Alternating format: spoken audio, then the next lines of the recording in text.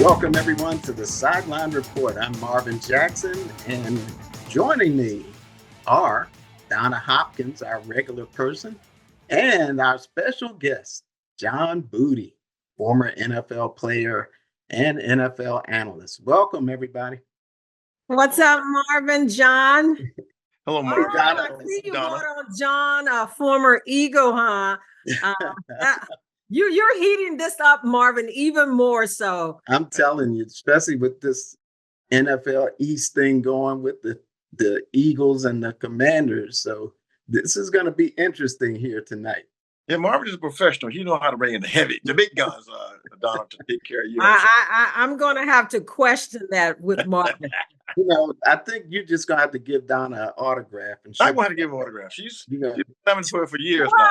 If it doesn't bleed burgundy and gold, why would I want green? It's just going to be green. It's just going to be mine, And John is also on the list of NFL best names. So everybody loves that name. So. Everybody. Yeah. Yeah. And Donald, see, not just you love the name, but everybody else. What? I see nothing, John. John from TCU, too. So welcome to the show. The players were disappointed, but I think those guys are still focused. I think they really want to win this season.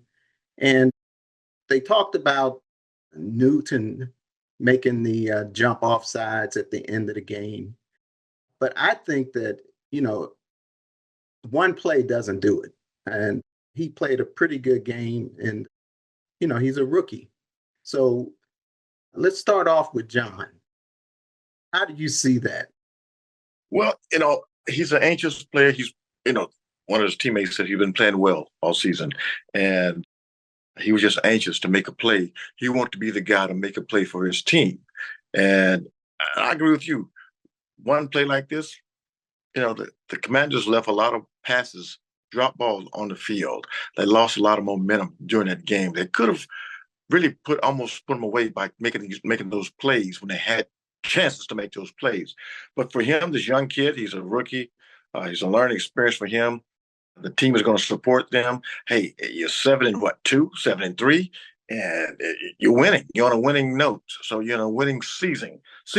So with that said, you got Wagner and the guys in the locker room, Cherry and the veterans in the locker room, encouraging those guys to stay strong, and particularly him on this particular day, because he felt like he let the team down. But the brotherhood in that locker room, that showed him, hey, listen, hey, we got some more football to play.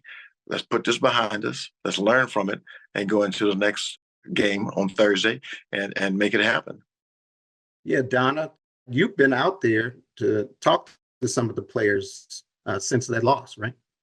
Yeah, Marvin, I think that one thing to point out, Johnny Newton, when he was in the locker room, that person that came over to give him dabs was Jayden Daniels, a rookie also. So he was showing him some love. And that's the key thing about this team. John mentioned the brotherhood is for real. So this week, as they prepare for the Philadelphia Eagles, putting that game behind them, all of them are anxious to get on this field. Even Coach Quinn talked about, we want to get going and play this Thursday night game because this sting, and they have moved on. You could just see that this week, that this team has moved on in a short week, getting ready for the Philadelphia Eagles. Everybody wants to know who's going to be out there in this game against the Eagles on the offensive side of Brian Robinson.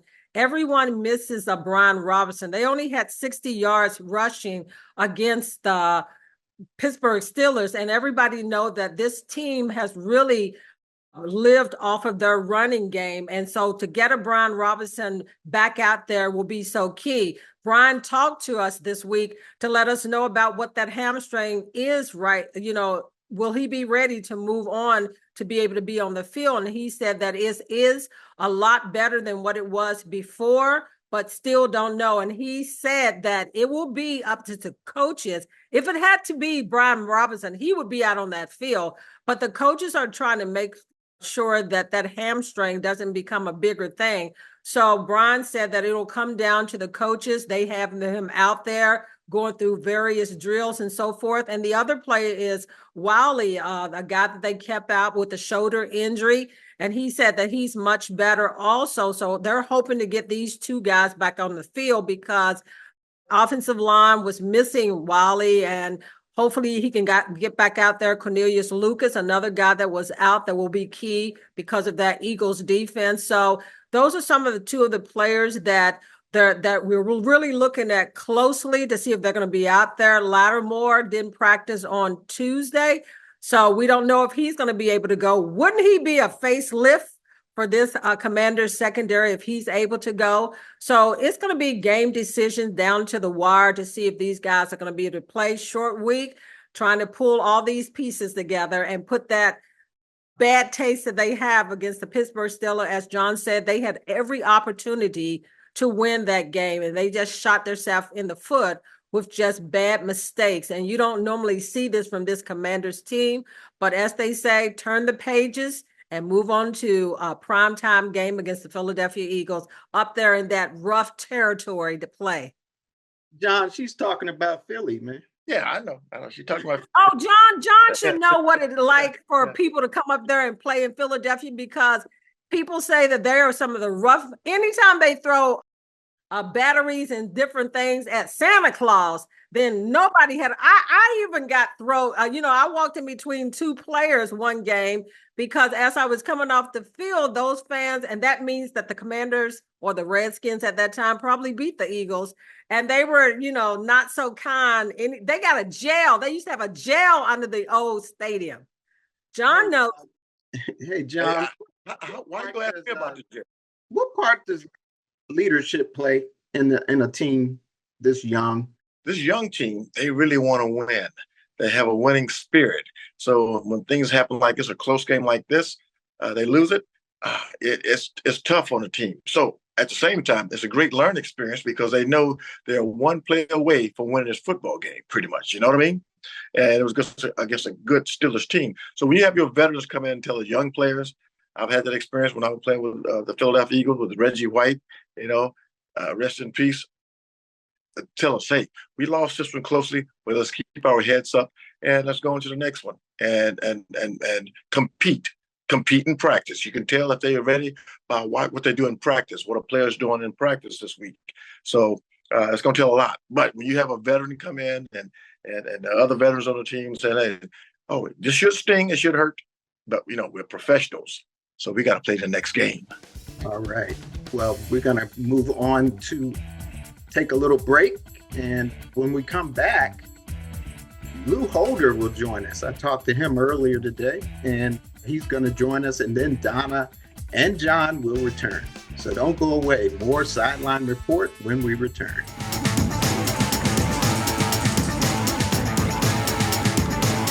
All right, we're back here on the Sideline Report with Lou Holder. And Lou, welcome to the show as always. Yeah, always a pleasure, Marvin. You my man.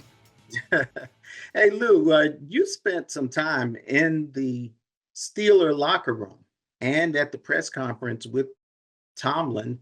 And what's your take on that? I mean, you talked to them a lot. You talked to some players, a former Washington Redskin when it was Redskins, Preston Smith. Talk about that and what they're saying about this new Commander regime. Yeah. Well, first of all, Marvin, what I love about you hosting this show and about the Sideline Report is that, we cover both sidelines, right? And I just feel that the Sideline Report, should give all of that. And to be quite honest, I think this is the first time in this new Washington Commanders reboot, a recalibration, that I wanted to go over to the other locker room because of the established culture that the Steelers have. I mean, other opponents like the Giants and the Bears, they've come in here, but they're new coaches. Mike Tomlin is like the standard. I mean, what he's done in the NFL over the years, I said, I talked to you and I said, let's just go over there and see what he had to say. And man, it was solid gold. I mean, the sound bites that this man puts out, and then some of the players, I had a goal that I wanted to get some of these defensive players talking about Jayden Daniels, and then about some of the defensive firepower that Washington has brought in here. So with Tomlin, I mean, obviously he was talking about some of the plays of the game, but one of the things that really stood out to me was the brotherhood that he has with Dan Quinn. Now, Marvin, I'm going to tell you, I think that the coach of the year was on that sideline this past weekend, right? Between either Tomlin or Quinn, one of those guys is going to get coach of the year, because what Tomlin's been able to do with all of that quarterback, uncertainty and just some of the things that he's been going through, for him to have his team where it is right now is unbelievable. And we all know about what Dan Quinn is doing. So he was asked about the relationship. The Dan Quinn and Mike Tomlin, they got their starts together. They coached at VMI and they coached at William and Mary, and he has nothing but, he said he loves that man. He said that's his brother. And wow, that was just so cool to hear another person's perspective, because we know about the perspective and how it's really, really cool here. But to hear it from league wide, about people from around the league now, as we get into the second half of the season, is really, really cool. But that one was special because of all the sound bites and all the things that he said. I think the one about the respect for Dan Quinn and the brotherhood that they both have it says a lot. It said a lot. Lou, neither of them started their football career at Power 5 schools. Quinn at Salisbury in Maryland, Division III, and Tomlin played at William and Mary. Yeah. So neither of them played at the big Power 5 schools. And so that just kind of tells you that you don't have to be from one of those schools to be a great coach.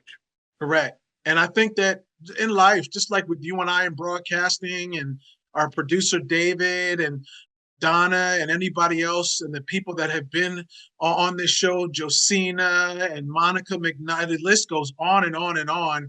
I think it's the people that you meet along the way that make the journey that much better, right? I mean, we all have these jobs and we all do it excellently to excellence, but it's the people that you meet along the way that really, really help with the experience. And that was so true when listening to Tomlin talk about Dan Quinn. Doesn't matter where you started, like you said, but where they are now and how they will always have that bond because they started together with big dreams and wanted to do big things. That's what they're going to remember most when the playing and the coaching is all done. You talked to a couple of the players over there in the Steeler locker room. One is a former Washington player, Preston Smith. Yeah. He was drafted in the second round. And, give us an idea of what he's saying about this new Washington regime. Yeah, I mean, it was cool because he just got to Pittsburgh. He was part of the trade deadline thing. He just got there and made an impact in the game, but he knows what it was like when he was drafted in 2015. He knows what the climate was like here. And word has gotten out around the league that this is now a destination for people. And, Washington was right there. Washington was right there with the class, the top of the heap in the AFC, one of those teams that's going to be right there. And Preston Smith was like, hey, the quarterback has all the tools. They're building a culture over there. All the stuff that he probably deep down inside, Marvin, would say, I wish that was here when I was here. It was coming out. And it's like that for a lot of people that we're going to talk to over the next couple of weeks as the season goes by. Like, wow, now this is Washington. This is what is the league. This is what makes the league better, when the Washington franchise is competent and put together and meaningful football in November and December. That's what Preston Smith was talking about. So it was really good catching up with him. He remembered me. He remembered all of us. And it was interesting being back in the visitors' locker room, as a visitor. But what he had to say about the Commanders and the trajectory going forward was just cool to hear from an outside player. Yeah. How do you think the Steelers stand up with the Ravens? Because we have a lot of Raven fans here. I mean, that's the premier matchup in the NFL right now. And it was funny. They're playing this Sunday. Right. It was funny. A question was asked about Jayden Daniels, and then they're playing Lamar Jackson. And Mike Tomlin said, I'd be really quick. I'd be really, really slow to compare anybody to Lamar Jackson. He goes, that's Mr. Jackson. And we'll see him in a couple of weeks. So it was kind of like, Jayden is cool and everything like that, but don't you ever compare him to Mr. Jackson. So I think that is going to be the premier matchup. And they haven't played yet. This is the first of two meetings that they still have to play. So it's going to be interesting to see how that is now the premier matchup in the NFL. Those two, they go at it. They go at it. And before you leave, Lou, the big NFC East race between the Eagles and the Commanders. I mean, that's really exciting right now for this corridor of Washington and Philadelphia. You know, everybody's so close, a couple hours away. And what's your take on that, man? Well, I think it's really starting to be like a two-team race now. I mean, Dak Prescott, I think what he's out for the season now, and the Giants are a mess. But then you have those two quarterbacks, Jalen Hurts and Jayden Daniels, you know. So now it's kind of like, okay, which one of these teams, because at the very beginning, we didn't know what was going to be going on with the Eagles. They look like a hot mess. But as they start to round out and as the Washington Commanders start to get themselves together, December's going to be looking really, really cool as far as which one of these teams is going to outlast each other to win the division, because with that division comes, you know, some rest. Some rest. And that's what you want. That's what you want come playoffs, is that rest. All right. Well, I tell you what, we appreciate you stepping in here for this second segment of the show this week. And next week, I'm sure you'll be back for the entire show. All right. Thanks a lot, Marvin. I appreciate you. All right. Thanks, Lou. And we're going to take a break, and we're going to come back with John Booty and Donna Hopkins. So don't go away. I challenge people to find their space in it. You know, I think that's the sentiment or the attitude I have regarding the new guys, that these waters run deep, and a lot of guys have carved a place out for themselves in the history of this thing. And they've come to us in a variety of ways. I'm sure at some point I'll talk to guys about Isaac Redmond being an undrafted free agent from Bowie. And everybody remembers the significant play he made in the latter portions of a game in Baltimore in time to get us out of a stadium. There's a lot of those stories. All right, everybody, that was Mike Tomlin talking about our friend. He's a friend of Sideline Report, Isaac Redmond, who was a big star at Bowie State University. And he made a difference in that big rivalry between the Steelers and the Ravens. John Booty, your comments about that? Well, Mike Tomlin has done a fantastic job in Pittsburgh. And, you know, the Baltimore Ravens are who they are. You know, the Ray Lewis's of the past, and Ed Reed and whatnot, defense. So it's black and blue all the time when you play those two teams. When those two teams play against each other. And they really have a hatred for one another, I believe. And that's why the rival's deep the way it is.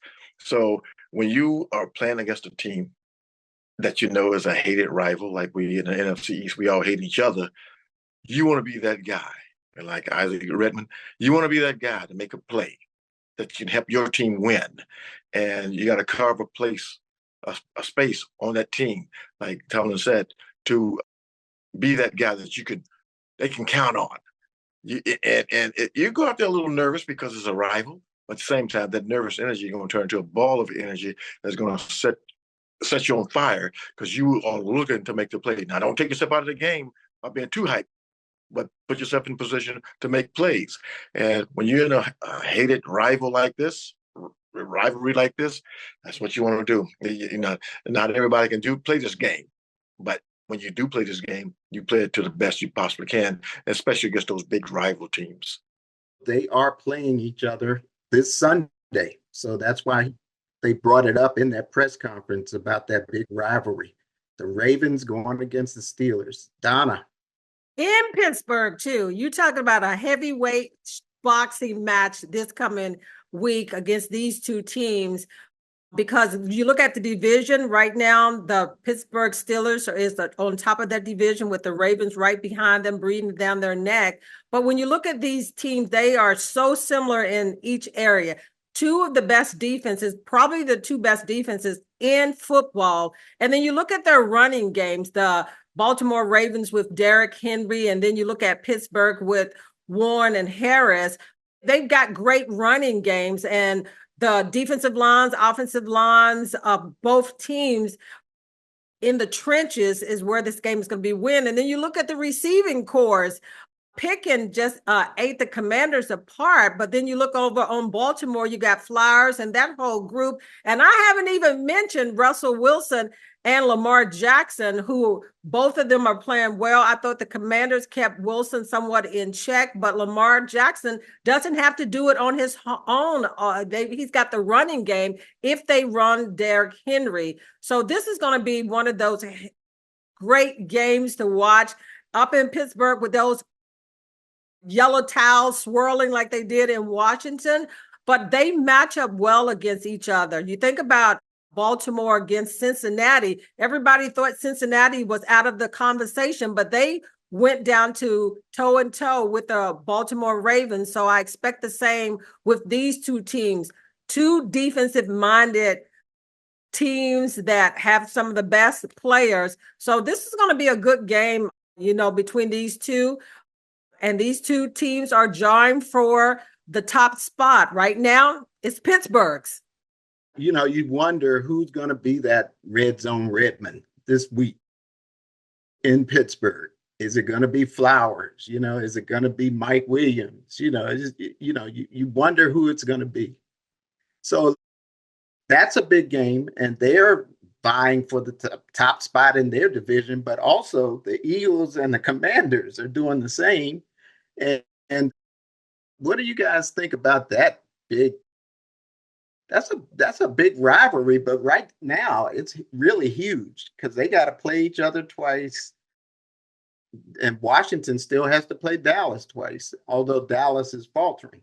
But what do you guys think about that big push towards who's going to be number one in the NFC East? We got a couple minutes. I want to yield to Donna first. Let her go first. Hey, this is going to be a tough game. This is a key game because the Eagles, with that loss to Pittsburgh, they moved up to 7-2. Washington is 7-3. They both won 2 games in the division. The Eagles beat the Giants in Dallas. Washington beat the Giants both times. So you have to win your divisional games because this is going to set the tone for playoff talks and all of that. When you win your divisional games, you keep yourself in pace to be on top of the division. Being that Washington and Philadelphia are in good position right now in the division, with Washington having the Eagles twice, having Dallas twice, this game is such a key game for Washington because you don't want to fall back behind the Philadelphia Eagles, who already is on top of the division with their win over Dallas. So it's a big matchup. I mean, similar in a lot of ways, but it's going to come down who executes the best in this game. And Cliff Kingsbury is going to be so key. John, who are you a fan of? I mean, you played for the Eagles. Right. I'm a fan of football, but I am a fan of the Philadelphia Eagles. Why do we not think that you weren't? As a guy so who tell the truth. Well, listen to me now. As the guy who's been out of the league for a long period of time, I root for the Commanders. I'm supporting the Commanders. I live in the area. But when it comes to the teams I play for, there's one particular team that's really that play the green. That's got the Kelly green. I love. Again, this game, like Donald stated so perfectly and so eloquently, is a must-win for both teams. It's a primetime game. And the Commanders, even when weren't playing well or having a losing season, they always played well against the Philadelphia Eagles, even in Philadelphia. So the Eagles cannot take the Commanders lightly in Philadelphia. Now, it always seemed like when I played, we always split. When I played for the Eagles, we come down to D.C. at RFK, we lose. They come to Philadelphia, the the Redskins, Commanders lose. So I think it's going to be just like that. The Commanders the Eagles would take this at home, and we'll talk about the next game when I'm down here on the 22nd. Let's see if the All Eagles. right, John, we'll see, man. We'll see. But I think Are it's you gonna be talking exciting smack right now? And I see. last few months of this season. It's going to be Right. just exciting. Well, thanks so much, John, for coming on board with us. Thanks for having me. As always, man, we got to get you back. Yeah. Because it's going to be some big games at the end of the season. So we got to get John Booty back in here. Thanks so We'll much. see who's Thanks, standing John. at the end. Well, hey, Donna, I will get you the autograph after Thursday. You can have my autograph. You definitely can. I'm gonna look for you. You gonna be at that game? I'm gonna look for you. I'm going to be at the game, yes. Hey, I want your autograph, John. That's what you. No, John wants my autograph. Yeah, I do, because I'm going to say Bragging rights. bragging rights, yeah. That's All right. Well, thanks again also to Lou Holder for being with us today, and great show. So for everybody here at Sideline Report, I'm Marvin Jackson. We'll see you next time on the Sideline. Take care, everybody.